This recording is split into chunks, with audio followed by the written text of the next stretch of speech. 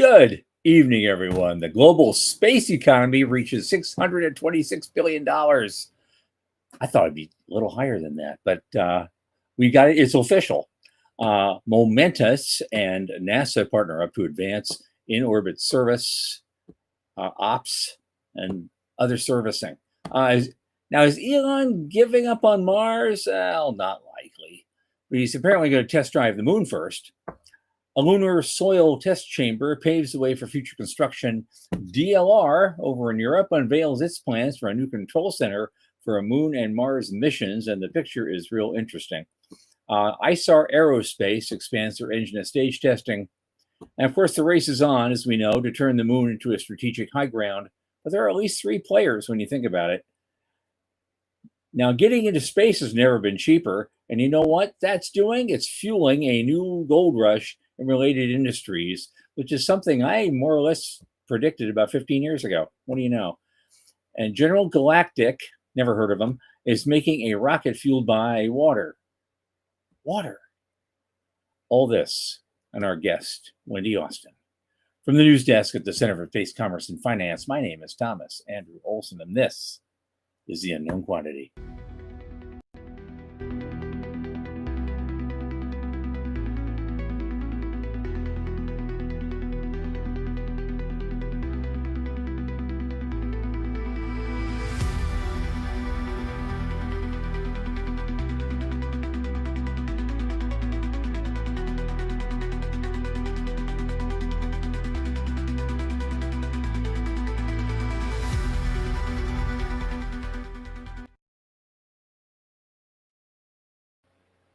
Okay, as you know, this show is sponsored by the Center for Space Commerce and Finance, and you know what we do, and we champion and strengthen space startups and space enterprises worldwide through advocacy and championship.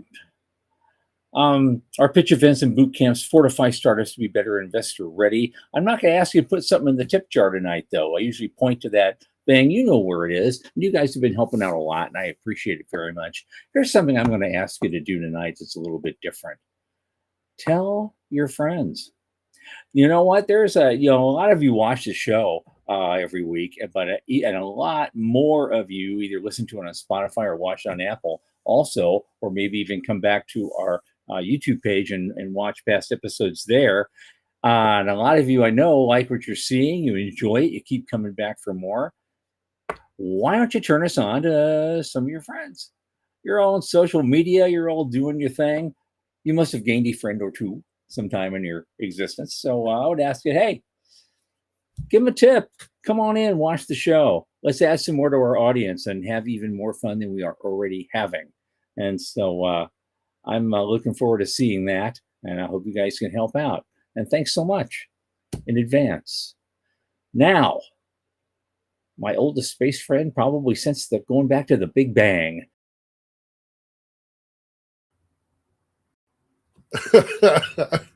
Back from the Big Bang. Tom's having tech issues, but I'm glad to be here. Glad to be here, Tom. How are you? Nope, you are silent. Because last show, it never happened. It didn't happen at all. And I get this warning flash, all of a sudden, boom, I'm gone. And so we'll see what happens tonight. It could be interesting. Yeah. Well, I know with our guests, I think we're going to have a good time. We are going to have a good time with our guests. I know a tiny bit about this topic. It's different from our normal space commercialization topics, but she's going to be great. I'm looking forward to her. I'm a big fan of their program, and I'll talk about that in a moment. Yeah. Absolutely. And there's our folks. Okay. Joe's here. Hey, Joe. And Morty's here. Nice. Always good. Yeah. Yep. We have other Joes, but Joe, it's good seeing one. There's at least two more. We'll see them too. Okay. Yeah. Sean's saying, let's get to the news before we lose Tom again. Well, okay. Maybe we should start doing that right away. What do we got? Okay. Here's the fun part. Somebody made an official analysis and said that the industry is now a $626 billion industry. We thought it was going to get up to, it was 616 last year. We thought it was going to get up to at least 630, but according to Novaspace, 626 billion. If they say it marks a new phase of growth, there's not a lot. You're just getting the kind of the what do we call the abstract on this, Right? And so you have to if you want to read the whole report, you got to hand them some cash, and so I'm too cheap to do that, and so it's take their word for it. It's 9,000 euros to get the full document. So we are going to take the Cliff Notes version. I'm not even doing the subscription for the Guardian to get stuff. So you know what? Hey, I'm not going to do that. Right. So they come out with their reports. And Novaspace is a pretty well regarded industry analyst organization out of Europe. They do things with a slightly different methodology than the space report that we're used to from Space Foundation. So in April, I would not be surprised when Space Foundation issues their annual report at their big conference that number does in fact get to be bigger than this 626.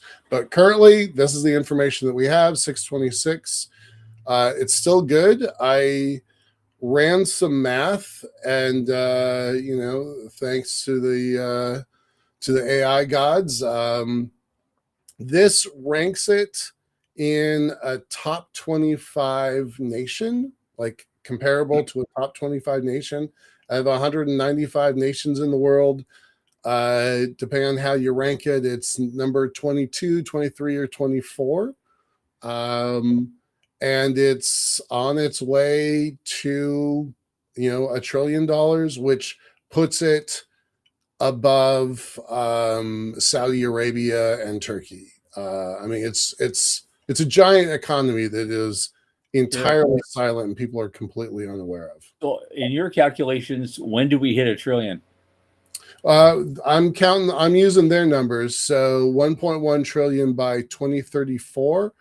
I think that's low. That's a cumulative annual growth rate of only 12%. I think that's actually a little bit low, which is why I caution everybody that this group is notably more conservative than the Space Foundation's report that comes out in April. Sure. So it's still great, right? Still awesome. The 626 puts it at kind of a number 22, 23 economy, bigger than the Netherlands, not as big as Germany or Spain. So top 25. Yep. Okay. All righty. Next up. Now this is actually a press release through Business Wire, but they announced today that Momentous company and NASA are partnering up to advance on-orbit servicing and space operations. So they're using their RS spacecraft S10, and it's going to fly as a free-flying imager for their orbital service vehicle that they're building to assess spacecraft health performance. I'm not seeing any money involved, so I don't know what. There's a 10K was filed last April. That's about the only, and the 10K and 10Q forms are mentioned, but it's not like there's a link to them, so you can look at these things yourself. So you have to look it up on your own. But and Space Act agreements tend to be no exchange of funds, so it usually is implying that it's an exchange of know-how and brain power.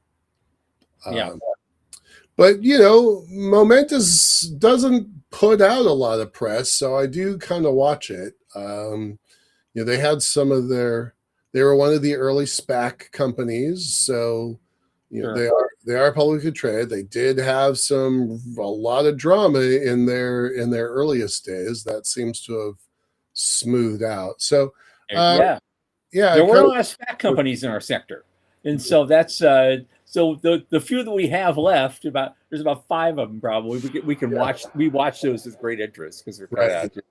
kind of rooting for them, you know. Yeah. We want them to be successful. Yeah, that's all. There's not much more to it than that. On orbit servicing and manufacturing is a big deal. That they're going to have communications between two spacecraft is kind of a big deal.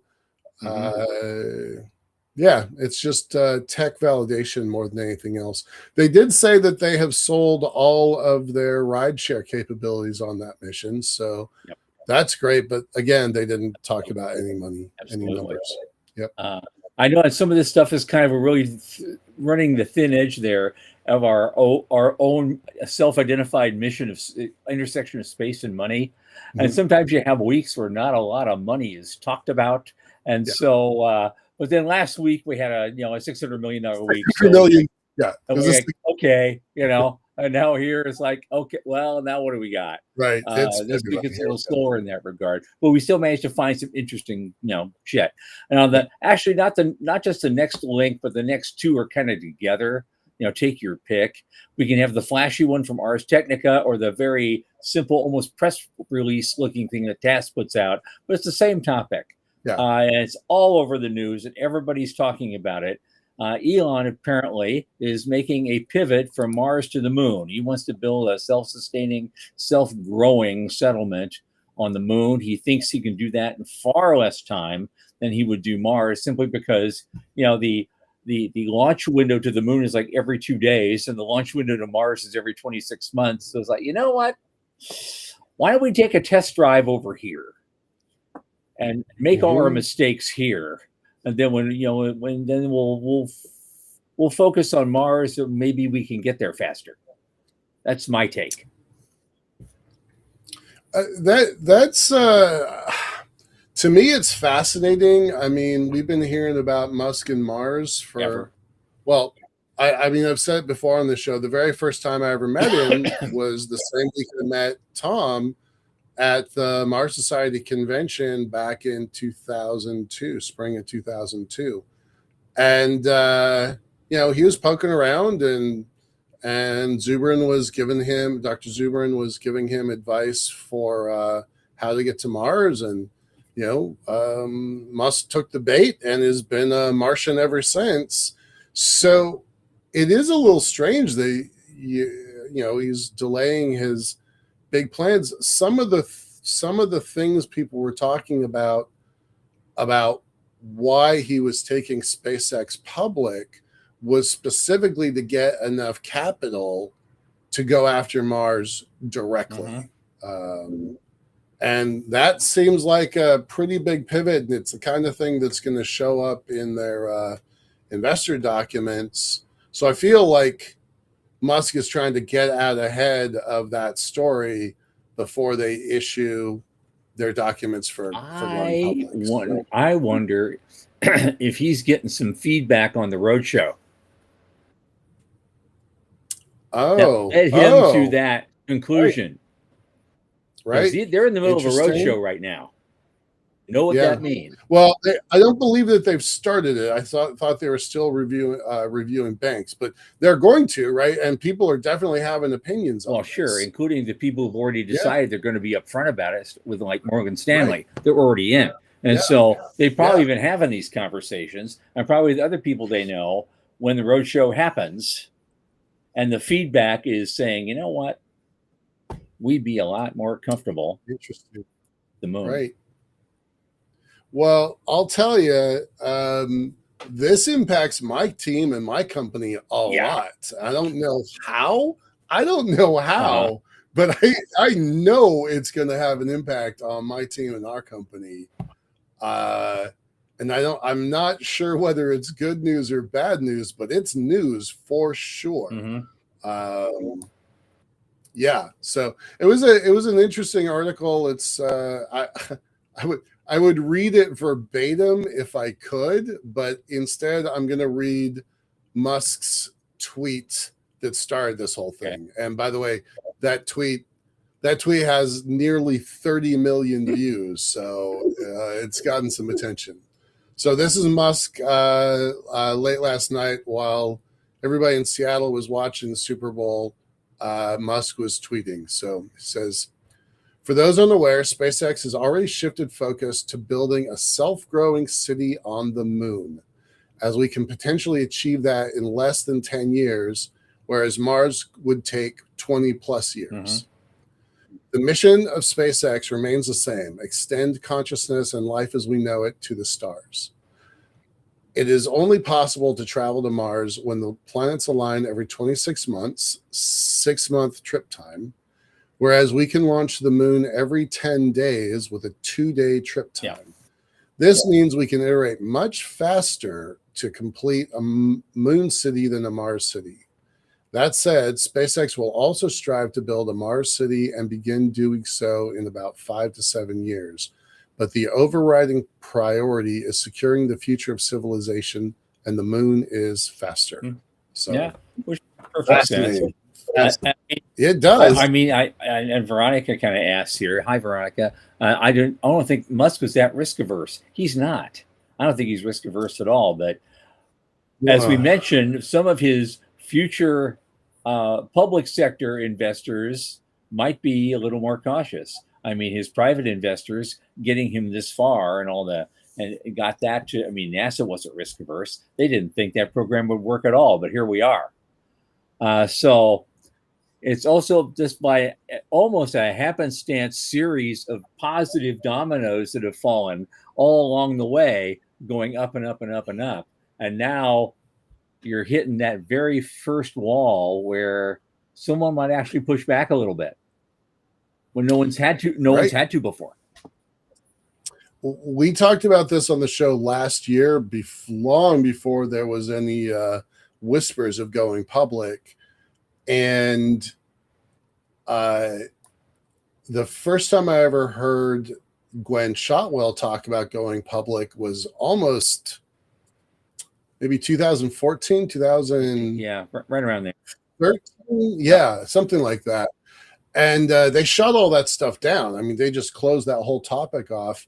And one of the reasons for that back then was saying, look, Musk doesn't get to play with his toys if he has to answer to a board. And he very clearly does not like having a board on Twitter when it was still Twitter. Mm-hmm. Before he consolidated it. So, having a board constrain him. He doesn't really like having a board at Tesla. He's said that a couple times.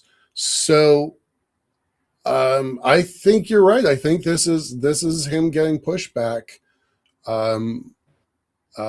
Once, but here's a theory that is completely my own, and it is pure speculation, not news. But what if Musk sets this up, spins SpaceX out and XAI and Grok and Twitter all into one nice little package, spins it out. He personally gets so much liquid capital all of a sudden that he can spin an entirely new Martian program up for himself, by himself, and do nothing except focus on Mars. Yeah, well, that's pretty damn tinfoil of you, dude. But it is. I know. I love it. Because I know as soon as I heard it, well, it's not likely, but there is a non-zero probability. It's a non-zero chance. It's a non-zero right? probability. So in our terms that we use here, it's vaguely important. Vaguely important. All right. I don't have anything else to add to the news, so I jump straight into speculation. Yep. Okay, that's it. Right. And next step, we go to hearsay and innuendo. We don't want to go there yet. Every business plan that is looking at the moon right now must react to this tweet. They must. I will. Yep. So I don't know how this is going to play out. Does this doom my elevator, or is it extraordinary news I should be celebrating? I don't know. Well, it was an interesting. You could certainly make the business case for helping him do the down mass. Yeah. So who knows? Absolutely. Okay. Let's move on. We only have about 5 minutes. let's move on. Well, the next thing is really, really quick. There's somebody in Norway, doing stuff for ESA, invented some kind of test thing. They're doing something called cone penetration testing, was a geotechnical method we use on Earth to measure. They push something into the ground to measure resistance, and now supposedly they've invented an environment control calibration chamber. This kind of testing on extraterrestrial soils. Now, I don't know where they're getting these soils from. When we do have, as the Apollo 15 mission certainly pointed out, we have a lot of soils. We have a lot of lunar samples, and probably 90% of them are still sitting in a vault somewhere. And so I don't know if they're making a deal, they can get some of those to actually test in real time, or they've got to wait for the next sample return mission from Japan or someplace to get them. So that's not clear by this article, but they have a way to test it, because testing the solidity of the ground beneath your feet is kind of important when you want to build stuff. Right. So I thought that was cool. Next. What else we got? Oh yeah, DLR. This is cool. Now this is this. Now, they're building a new control center, they say, for the future Moon and Mars missions. You notice how these things, you see the image there. Notice how these things all kind of attach to and integrate with Gateway, which they're also involved in. They're building components for that too. So I had not noticed that. That's fantastic. And look how all this comes together. Easy. Yeah. Right. Sounds like a Super Bowl concert. It's so the building. Oh, I love that. Actually, that's fun. That makes Gateway a little bit more interesting too. By the way, so kudos to that. Yep. Our giveaway program that we didn't want to keep funding might actually have a second life. And they got 58 million euros in basically seed funding for this thing. And DLR is contributing another 20 million. So they got 78 million euros to play with from the state of Bavaria. And we talked about the 40 billion that Germany is committing to space. I wonder if this is coming out of that bucket. Yeah, it does. That's not really clear from this article, but But they intend for this thing to become Europe's central control facility for human and robotic exploration missions, and it's all put together in one big thing of the Gateway space station planned in lunar orbit. So they're preparing the operational procedures, and they're building the core modules, and they're going to run it. Yeah, I'm gonna look that up. That one's pretty interesting to me. Yeah. Okay. The only other thing is the actual rocket company, ISAR Aerospace. I really don't know much about them, but they're out there somewhere near Germany, I guess, and they're Sweden. Sweden. I'm sorry. Yeah, Kiruna, Sweden, and they're having their test operations there for whatever they're doing. They don't mention how much money they've got to do that, but. We covered the S range in Sweden a couple months ago. It was expanding, and that's when we were talking about spaceports a little bit. So I remember that was a part of it, but I don't remember iSpace at all. So that's probably a little bit. This next one is kind of a newsy op-ed. If Sean can just put the link up, and people can read this one on their own. But basically, Artemis, China, and Musk are turning the moon into the next strategic high ground, and there are 3 players starting out. We don't know how many other players are going to get there later, but that's kind of what the space race is shaping up to be. Artemis / the U.S., China, and then private sector companies like SpaceX working, at least quasi-independently. And we'll see how that goes. I just wanted to throw it out there for folks to read on their own, because I want to do this one last little thing, and we can move on very, very quickly. Because I just feel vindicated in this. It's a article from Money Week. It says investing in space, of course, but it's a sparked a gold rush in related industries. Mm-hmm. I remember my old term, space scalable. Space, yep. Yeah, well, this is the kind of things that are happening. The advent of far cheaper and reliable access to space is fueling apparently a boom in all sorts of interesting things that a lot of people didn't expect would suddenly show up. Yep. Yeah, I love it. Yeah. It's a fun article. It's I looked it up. Money Week, kind of like The Economist as a source. It's British. And so I looked them up. They've actually done a cover issue on space. This is the third one. Going back 2022 and 2021 also cover issues of space. So I was a little surprised that this was, this quality an article. Yeah. And it turns out they're not new at this. So I thought that was pretty interesting. We don't get The Economist writing about our industry much. No. We certainly don't get cover articles. So it was cool. Yeah. Absolutely.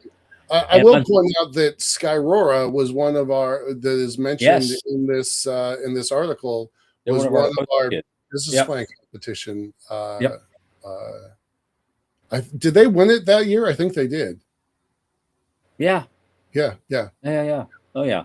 All right. Now here's the thing. That's all the news that fits. We're going to go to we have a very, very interesting guest for you tonight. It's kind of an unusual kind of thing for us. And as usual, it's not probably strictly intersection of space and money, but in a way it is. We're bringing in someone named Wendy Austin. Now, she is the North and Central Florida Regional Director of an organization called FIRST, which is actually huge, much bigger than I thought it was. And it's a robotics community that inspire kids in grades K through 12 to roll their own, build their own robots, compete with them, play with them, do wonderful things with them, and hopefully inspire them to seek out STEM and or space careers.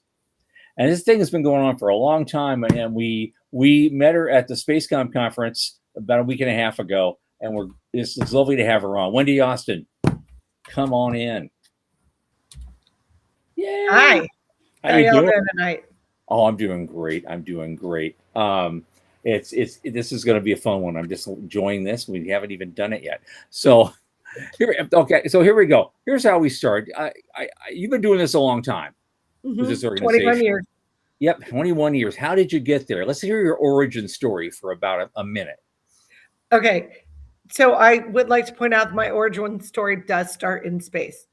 My father was an engineer and worked for the contract side of NASA forever, from Mercury to shuttle. And he was a judge. He and my mother were judges at the original regional that was held at the Space Center. And my mom was just fascinated and kept telling me I had to get my kids into it. And I kept saying, I'll have that. And so my mother is evil, and she had my son, when he was in middle school, go and be a field resetter at this. And he came home just like he was, I want to do this. I want to build robots. And I was like, okay, sure. But it turned out his school did not have a team. So we connected with another team in town. They let him join. At the end of the year, they fired the mentor. They told the professional mentors that even if they qualified for Worlds again, they wouldn't be able to travel. And James couldn't be on the team anymore because he didn't go to their school. So I thought, okay, we're done. That fall, I got a phone call from the mentor of the team going, hey, you've been a PTA president and a soccer mom and a Girl Scout leader. Do you want to be a robot mom? And I said, that is expensive. And he said, no. I wrote a grant. I have all the money we need. That man lied straight to my face. But I was stupid enough to say, no, that's great. Let's do it. So we formed a team, Next Door Neighbors Garage. And the rest is history because that team is still around. It's FRC 1902 Exploding Bacon, and they are a world champion Hall of Fame team. So, yep, and I'm still here. My children are gone, but I'm still here.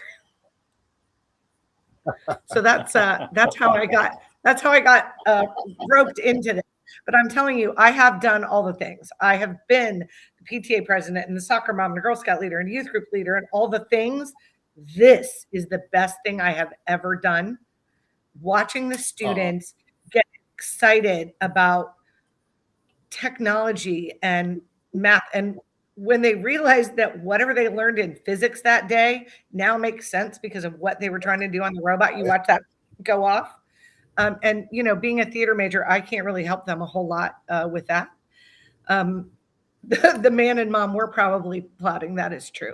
But there's $80 million worth of scholarships through this program. So my youngest daughter, she got a $20,000 scholarship to Embry-Riddle, got her mechanical engineering degree, which is the best one, and walked right into a job with Lockheed Martin because they had literally been watching her since she was 11.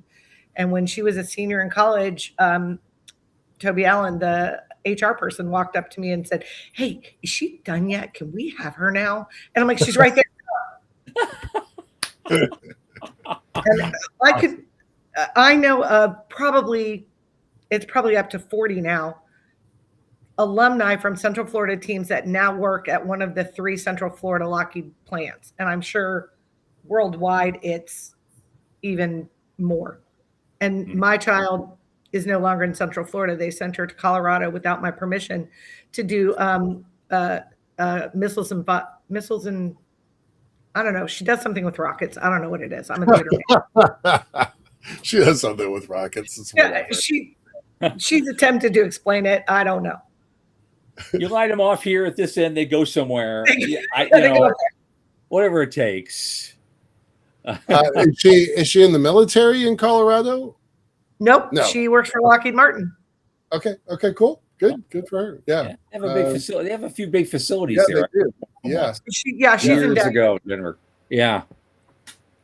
Oh, good for her. So that brings you right back to space. So First Robotics is planted like nice centrally in that circular loop. You started with space, got to robotics, and sent your kid to space. So excellent. Exactly. And actually, the first program was sort of based on the Apollo program. So Dean came in. Well, okay, so Dean came in, which is the guy who invented this. He also invented the Segway and the insulin pump. He's a smart guy. He realized that society celebrated. What they celebrated was what happened, and everybody was celebrating sports, and that's where all the kids wanted to go, right? So he knew during the space program, you had all of these competing contractors that had to learn to work together when they were on the same contract to put a man on the moon, right? So when you're at a competition, each team has a robot, but at the high school level, they play 3 against 3. And you're randomly paired with who you're playing with and who you're playing against in each match. So you have to learn how to cooperate and you have to learn how to work together to win and to score the most points. So that was kind of his thinking as to why he kept creating alliances, because if we are going to continue to go farther and farther into space, there have to be alliances. It can't be just one company or one anything. And you've got to, even though that, and I love it because like the whole theory was when you're on the field, you compete like crazy. But when you're off the field, you are going around and you're helping all the other teams because you want to make sure everybody else is playing at the highest level that they can play. Because if you beat somebody who's got a crappy robot, that's no fun. Yeah, great. And it's true, your programs, I like to know more about the structure of how this thing works, because your programs, I know, are divided from K through 4 and then 5 through 8 and then 9 through 12, something like that. You get, they move up ranks and things get more sophisticated. I'd like you to talk a little more about that. And then let's talk about, how you get into the schools in the first place and what schools you do this stuff in there. Or do you do things independently? Always. Yes. Yes. You do it all. Okay. We do. First of all, we start at age 4. Wow. Okay. So our 4-year-olds to our 14-year-olds are what we call first Lego League, and they build with actual Lego. Our 4 to 6-year-olds are mostly in daycares and church programs and stuff like that. Okay. And then our 6 to 9-year-olds are part of First Lego League Explore, and they do a research. So I'm going to back up just a second. Every year there's a theme. Like this year, the main theme of the season is called Age, and it's all about using science and technology to help archaeologists discover civilizations underground, in the water, and in space. And so each game is a little bit different, but they're all kind of based around that theme. So in Explore, they do a project sort of based on that theme. So they go out and they talk to archaeologists and other people associated with that to find out what their problems are and how they can solve them. And then they come up with an idea, and then they build a Lego model. And the model has to have 2 simple machines and 1 moving part that they can program with a little we-do motor that comes with their kit. And then they make a little science fair board that's got lots of glitter on it usually. And they do showcases, and the judges come by and ask them questions about what their strategy was and what did they learn and things like that. And then everybody gets a medal because they're 4 or they're 6. Right. So that's how Explore works. Then you get to Lego League Challenge, and that is one most people think about when they hear Lego League. So those students play on a 4-foot by 8-foot table. It is a fully autonomous robot this year. I think that's changing next year. There's usually anywhere from 12 to 15 missions, and they have 2 minutes and 30 seconds to complete as many missions as possible. And they play with 2 tables side by side, and there's always one mission that is a teamwork mission that if both teams do it, then they both get points. So see, we teach them early to do this. Right. They also have to do an innovation project where same thing, they do their research, they figure out what a problem is and how they're going to solve it. And then they do research and talk to scientists and engineers and all kinds of different people. And it doesn't have to be real. The project does not have to be real or even reasonable. But then they do their research, and then they do a 5-minute presentation to judges followed by 5 minutes of questions. So it's like a little Shark Tank thing. To give you an idea, one year I was a judge, and the whole game was based on the body. And this team decided that they created a gummy bear that had a computer chip in it, that when you ate it, it lodged in your pancreas and automatically sent all your insulin data to your iPhone, because iWatches didn't exist then. So, okay, again, theater major. So I'm judging and I'm asking questions. So I asked one of them, I said, well, how does the computer chip know to lodge in your pancreas? And this little boy goes, well, there is a specific enzyme XYZ in your system, and it only exists in your pancreas. So we're going to paint the chip with it, and it will know to lodge in your pancreas because it will feel at home there. And I was like, okay, good answer. all righty. These are 9-year-olds. Right. Yeah. Yeah. And so Lego League bridges from elementary to middle school. When you get in middle school, starting from age 12 all the way through high school, is First Tech Challenge. And they are smaller robots than the one you saw at Spacecom. Mm-hmm. They have to fit into an 18 by 18 inch box to start, but they can expand out. So this year's game, I was just at one of the league championships this weekend. By the way, we have a Central Florida team that is ranked 19th in the world right now. Go Fractal Fusion. And they're all sophomores, all of them. So anyway, these guys, they pick up like essentially wiffle balls, and they're purple ones and either yellow or green, I don't remember. And they pick them up and they shoot them into a hopper kind of thing. And if they can get them in a specific color order, they get extra points. So they have light sensors and limelight cameras and different April tags and stuff.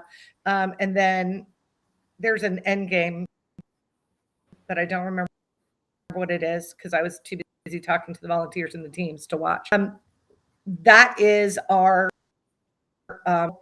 to high school. And I think I'm still on. It says I lost. Yeah. Okay. No, we're good. We're good. And they also go through judging. They have to do an engineering portfolio. They have to talk about how they, what their business plan is. How do they approach their sponsors? How do they stay connected to their sponsors? What kind of outreach are they doing to help bring STEM out into their community? Here's your design portfolio. And the nice thing about FTC robots is you can take them apart and redo them in between matches, because FTC plays in leagues. And so they get 3 league meets and then a league championship, and then they qualify to go to states and then to worlds. The big robots, which is what I do, is FIRST Robotics competition. Those robots can be up to 5 feet tall, weigh 120 pounds without bumpers and batteries. They play on a basketball-sized court field. And it's 3 against 3. And that's a 3-day competition. The other ones are all like one day. It's bonkers. And so this year in the Orlando, and I run the Orlando regional and the Tallahassee regional, and then my counterpart Sandra runs South Florida. But I think there's something like 60 something regionals or competitions all around the world. Wow. Someday I'm going to go to the Australian one. Or the Hawaiian one, either. Right, sure. Yeah, care. That sounds like a good time. Right. Yeah. It's so you can call it research. Right. So this year the regional is in March in Orlando at UCF's campus. I have 59 teams coming. I have 3 from Turkey, 2 from Panama, a Dominican Republic, Sweden is coming, and then the rest of the teams are from Florida except for one that's coming from Alabama, and that's the Ogres, and we love them.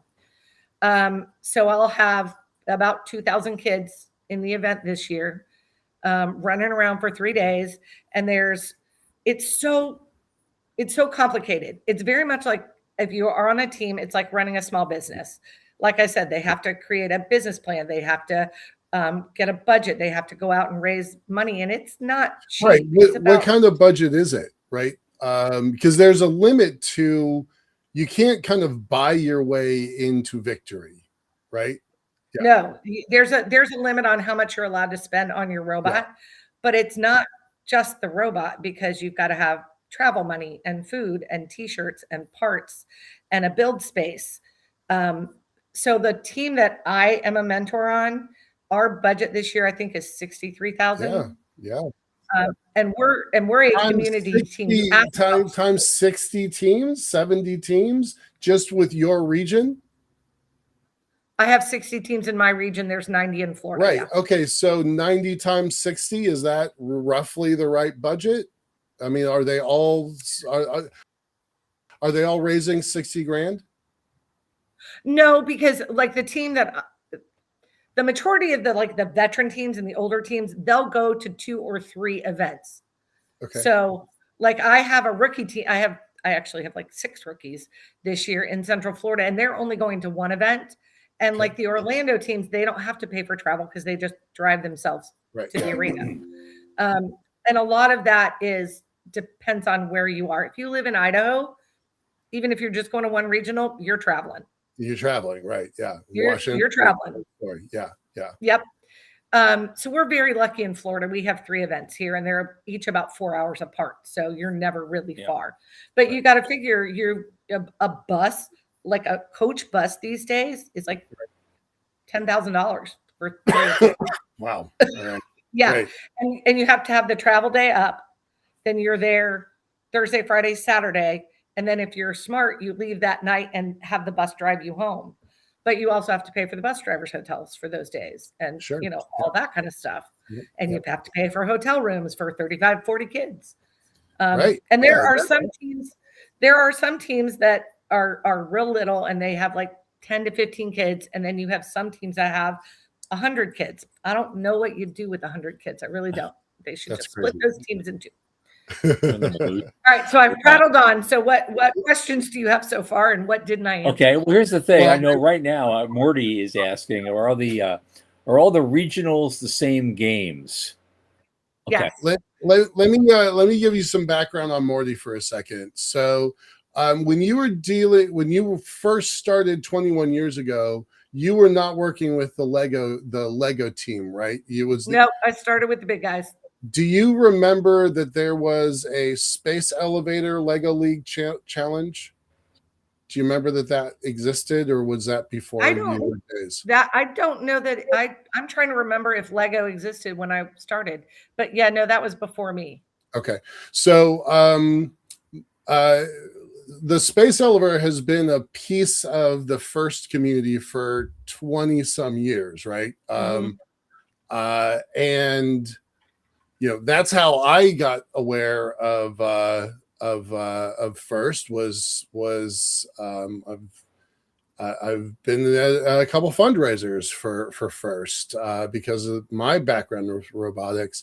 But Morty is running a competition on the Space Elevator. He's trying to build a global competition program for the Space Elevator. So that's kind of background for his question of, are all the regionals the same games? Hi, Marty. Yes, it is the same game in every regional because they play through and then they qualify to go. And some areas like the Mid-Atlantic region are districts. So they're a little bit different. They play twice and then they have a district competition and then they qualify there to go to the World Championships. So yeah, you have to all play the same game and everybody designs a robot to play that game. So, and everybody gets the game at the same time, like everyone in the world. This year it was January 10th, noon here in Florida. And at that point, they get a game manual that's about 350 pages, and they get a crate full of stuff. There's wires and motors and programming languages and CAD software and all bunch of stuff. And they all have the same amount of time, essentially, to build.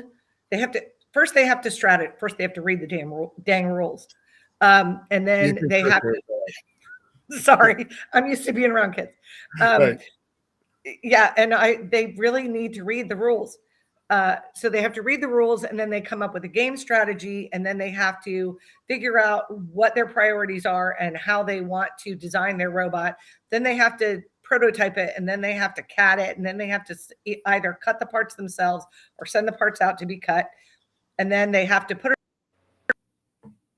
all together and wire it and program it, and sponsors' logos are on them just like NASCAR, and then go play the game.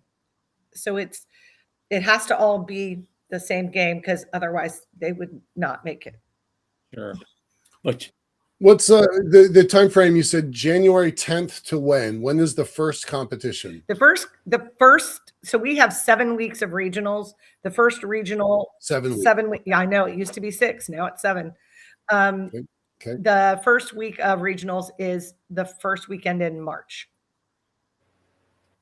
Okay. And so everybody has to do all of the things you just described in that amount of time, unless their first regional is until week 3 or week 7. Okay. But yeah. Okay. All right. We got a little bit more. All right. But still, it's for all the marbles in less than 3 months, start to finish. Yeah, that's crazy. That's crazy.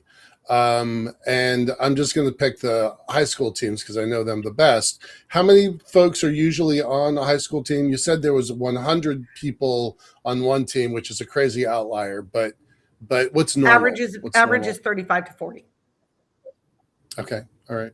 Some of the teams on the Space Coast, because Brevard County's got really good teams that have been around. Most of them, this will be their 28th year. Their teams, a lot of them are 60.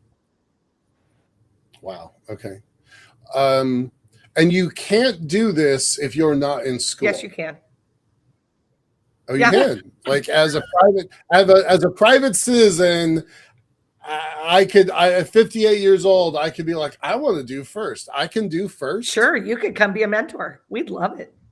No. I'm saying to compete. Oh, no. You have to be in high school. Sorry, I thought you meant. Okay, I thought you meant are the teams only high school based teams? No, some of them are community teams.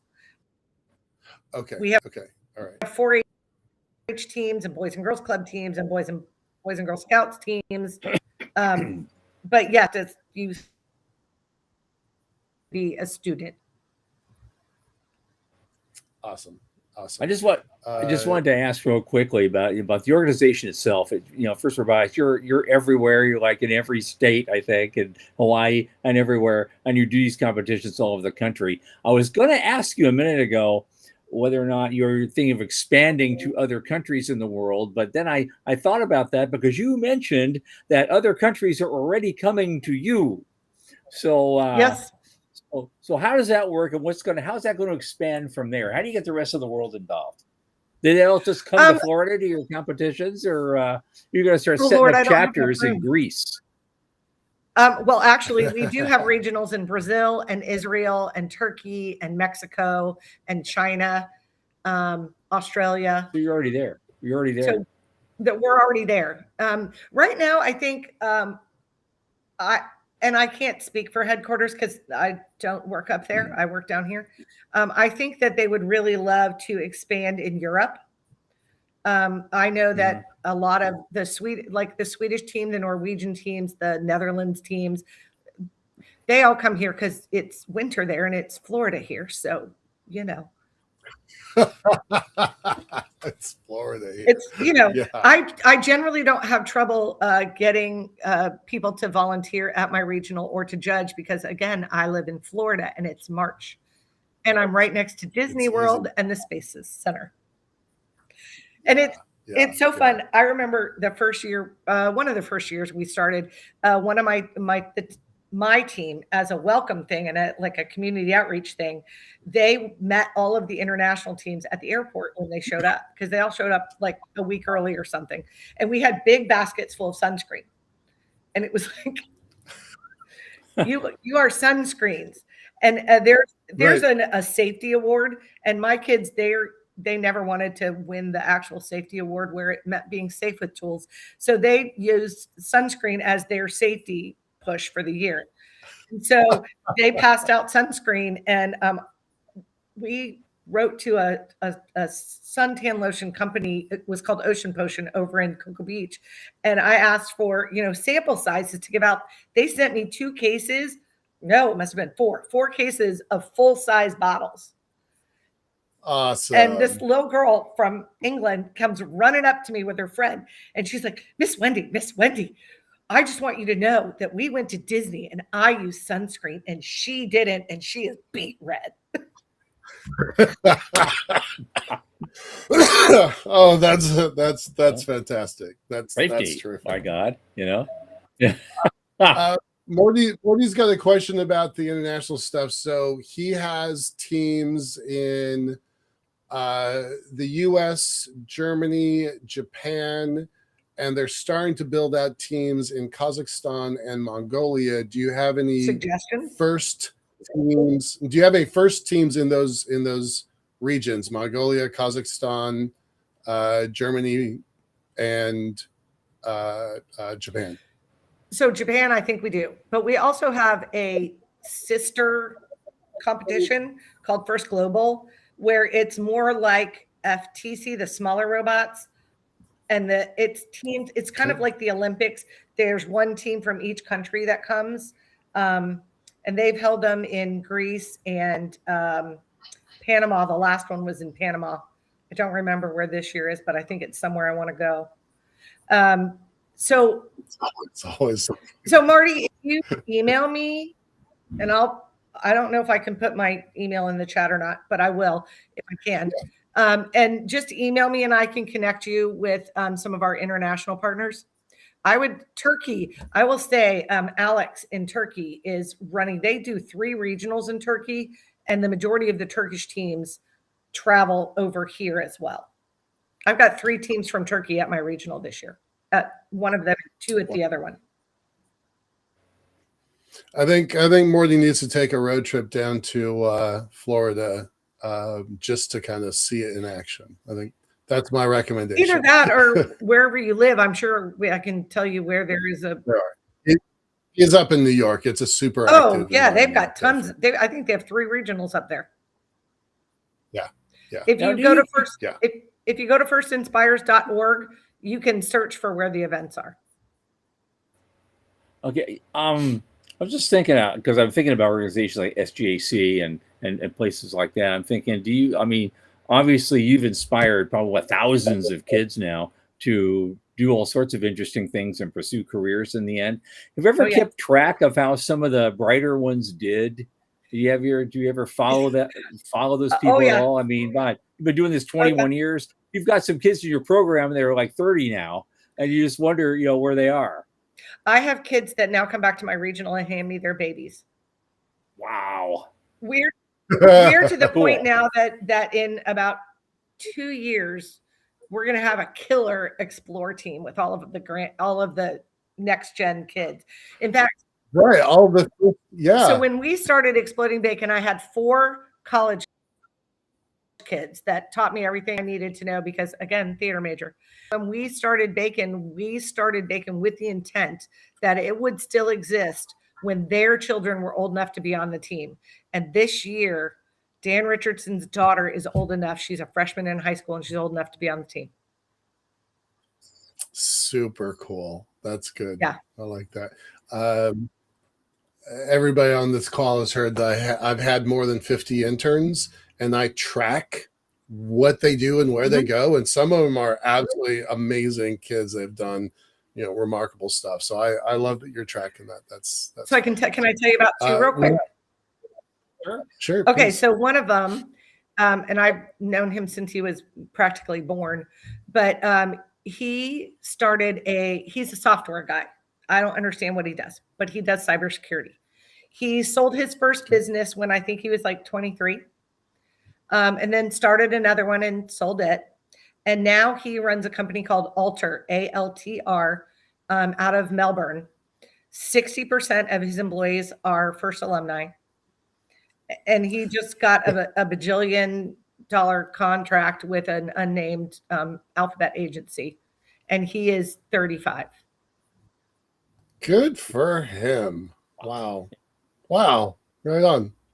All right. Well, with our remaining 3 minutes, what does 5 years look like? 5 years from now look like, and what does 25 years from now look like?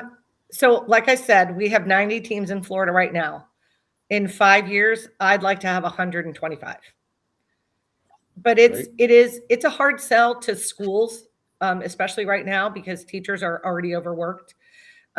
So we need people to come in and volunteer as mentors to help, to have their companies support the teams, because raising this amount of money, especially in rural areas, is real difficult. And a lot of times people don't understand that rural areas need people who can fix their farm machinery and invent whatever the next one is going to be. So these are the kids. These kids are the kids you guys are all going to want to hire. And I'm having a mini job fair actually at the regional on Wednesday night, if you're interested. Okay. So that's 5 years from now. 10 years from now, oh God, I'll be 75. I would like to see 200 to 300 teams in Florida. I know Michigan right now has 300 and something teams because all the car companies support the teams. Beat Michigan, clear motive for sure. Okay. But 25 years out. 25 years out, I would like there to be a first team in every school, every Girl Scout team, every Boys and Girls Club, because these kids are our future. They're who are going to change the world. And that's why I think, and most of them love space. And I think that's why all these little space companies need to be sponsoring their local team, because then you're going to pick which kid you want to bring in next and bring in next and bring in next. My intern from last summer was, she runs her team out of Issaquah, Washington. So hats off to Christina. Amazing kid, amazing student, amazing intern. I've already written 2 letters of recommendation. So I'm doing my part. And we appreciate it. Well, I know that you're doing a lot of competitions right now. In fact, my producer Sean here also mentioned, we should go to one of those. And so I tend to agree with him. So you might be seeing us here soon. Let's let's figure something out. I'd like to go watch that. And on that, Wendy Austin, Regional Director of First Robotics, an amazing program you guys have, and I can't wait to see some of it myself again, really, really quickly. Thanks so much for being here, and let's hope we can get you back again sometime. Absolutely. March 20th, I've got your card. I'll put you on the invite list. Cool. Thank you so much. You're welcome. Thanks for having me. Yep. And on that note, Thursday, Chip Joyce returns to the program for an always insightful discussion about AI, the good, the bad, and the potentially terrifying. As always, 8 p.m. Eastern for Michael Lane and Sean Key at the News Desk at Center for Space Commerce and Finance. I remain Thomas Andrew Olson. Keep watching the skies.